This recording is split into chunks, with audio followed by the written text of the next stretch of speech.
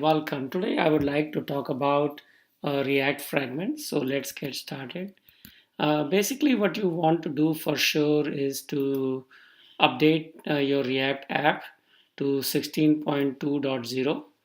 And I've already done that, React and React DOM. And the easiest way to do is just use npm install if you are using npm.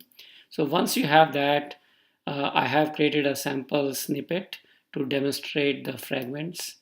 So let's basically I have a table here and I'm going to display the table row using a frag component, and I say frag and I give it some data. First is 1, 2 and so on.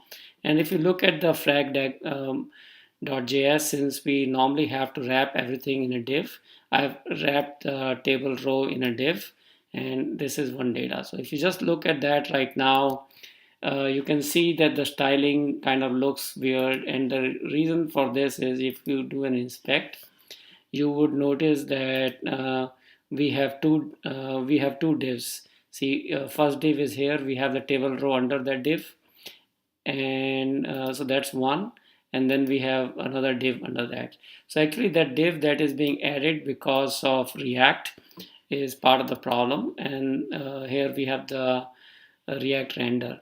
In this case, actually, I could have probably just replaced the div completely and left the table row, and it would have worked fine as well. But I wanted to show you the alternate way to do this is where you can completely remove the unnecessary div because you don't want that.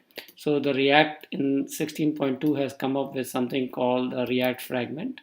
So I'm going to use React fragment here instead of the div, and as you would notice that the styling and everything looks good.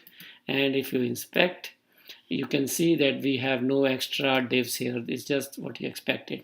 So this is, I believe, is a nice introduction in React, and you can learn, obviously, go to react.org and learn about fragments.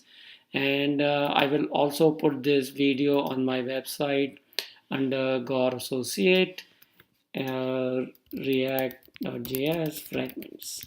And thank you for watching this short screencast, and you have a great day.